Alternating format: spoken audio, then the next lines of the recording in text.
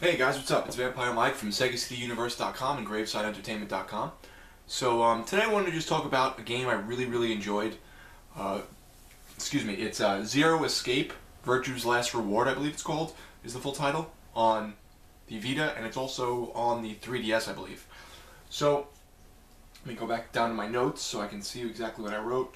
There's going to be a little mini review or a little rant about it. I really enjoyed the game.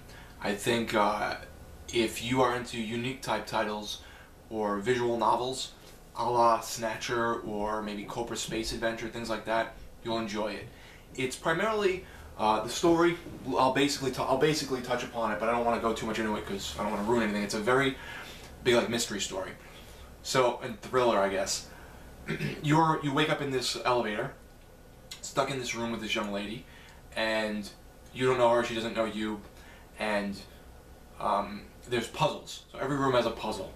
The point of the game is to solve these puzzles, get past the rooms, and there's a flow chart of different paths you can take. It's like 14 or 15 of them, but more open up and more can change depending on what you do. And what it is once you play through a path, then you want to play through each of them, and then sometimes they're blocked off. And when I say play, I would say besides the puzzles, everything else is a visual novel. So you're reading things. Sometimes you're making decisions which do affect the flow chart of which way you go in the story. Actually, they always pretty much affect the story. And you wake up, and the point of the game is you meet this it's like a hologram. And the hologram tells you you're in this place, and there's 9 of you. And the way to get out is to get 9 points in this game. This is, by the way, this is a sequel to 999 on the 3DS or I don't know, one of the Game Boy systems. I think it was the 3DS. The point is to get 9 points in this game, and to gain 9 points, you have to. Usually, it involves doing part of the story, or watching part of the story, doing a puzzle room, which they're very intricate, the puzzles, and then coming back and voting. Now, there's teams of people, or sometimes some of the people are by themselves. That switches up every round, whether you're with someone, against someone, not against someone, with someone. You're always against someone, with a teammate or solo, as they call it. You get into these rooms, and you can choose to ally or betray whoever you're against that round. It switches. If you ally and they ally, you both get 2 points. If you ally and they betray, you lose 2, they gain 3. So they screwed you over. If you both betray, you both get zip. So that's pretty much the gist of it. The point is to get to 9 points. Whoever gets 9 points first can escape this place. It's almost like a bunker underground, is what it seems like. I don't want to ruin anything and tell you what anything is.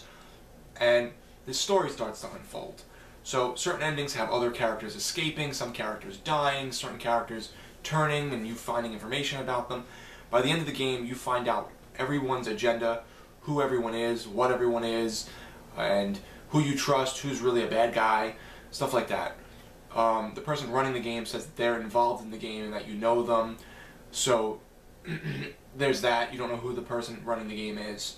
It's called the Ambidex game, or the Nonary game. They call it both of it. They call it both of those terms.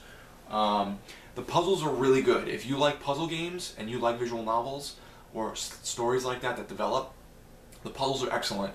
They did get frustrating to me at points, and I admit I did look at some walkthroughs or facts on a certain occasion when they got to be a little too much for me.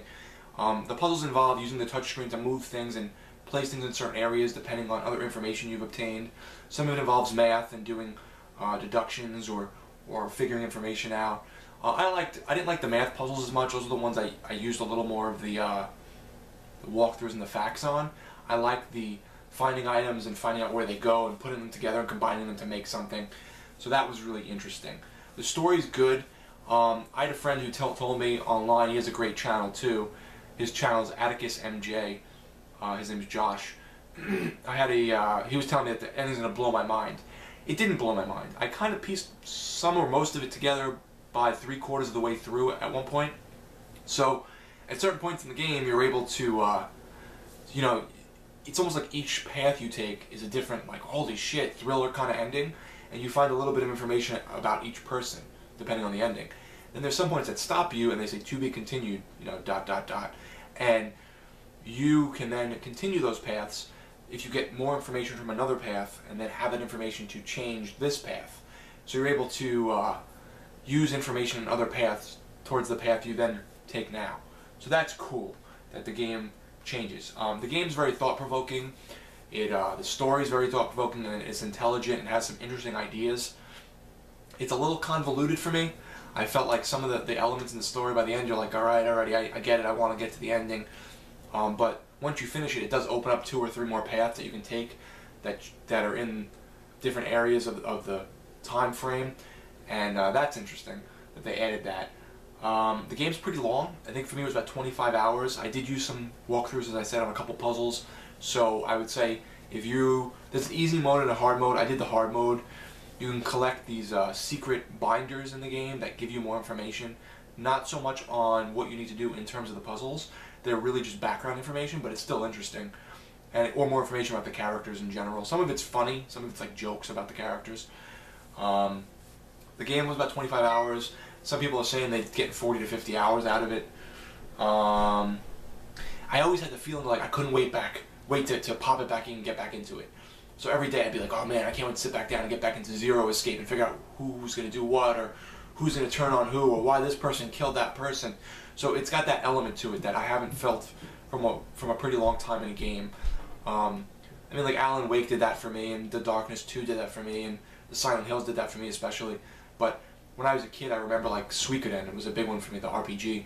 I'd sit down and I'd leave and I'd be eating dinner and I'd be like, oh, I can't wait to get back to this and figure out what's happening. And that's kind of how I felt with this game. So that's got a very cool flair to it that you really want to figure out more. The characters are all very interesting. The character development's great. You can skip so let's say, for instance, you get to a part that says to be continued, but then you go back to another story and you figure out what you have to pass that to be continued portion.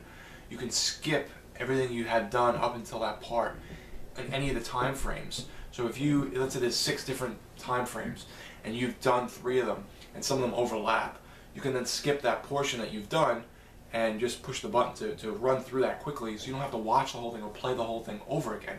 You never have to replay the same room or a puzzle room that you've done.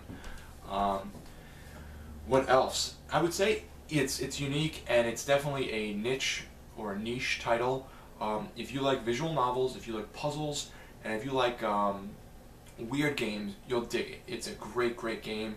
If you and it's definitely a time killer. It's a long game. If you like fast-paced games and action, I would say stay away. It's something that you want to put time into, and it's slow. It's a developing story. It's watching. It's not as much interacting as it is watching, but the puzzles are so heavy and have so much weight to them that they feel like you did a lot. You always feel this sense of accomplishment when you complete something. You're like, holy crap, I figured that out. So really cool stuff. I would give it an 8, 8.5 overall. I really enjoyed it. If it wasn't for some of the convoluted, in my opinion, story, I would probably give it a 9.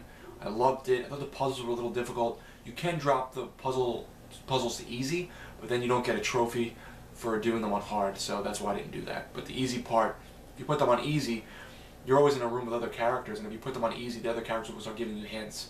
Where on hard, they don't. They're just like, oh, well, you could figure it out. So, Zero Escape, Virtue's Last Reward. Great game. Glad I picked it up. It's between it's like $40 retail right now. You can probably get it around 30 online.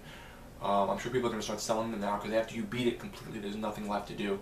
There's no replayability in that regard. There's no multiplayer. It's all just visual story, this voting game that you do that changes the story path, and the puzzle. So definitely check it out if you have a Vita. I would say 3DS as well, even though I didn't play that version. It's a great game. I think if you have an open mind, you would be missing out by not playing this. So thank you guys for watching. It's got great, the other thing I want to tell you, it's got great, like, not cel-shaded, but great cartoon anime type look. If you like anime, you'll probably like it too, because it's like a big story. So thank you for watching. It's Vampire Mike from SegaCityUniverse.com and GravesideEntertainment.com, and I'll catch you guys soon. I'm probably going to go back to some retro stuff soon, so we'll see. Take care, guys.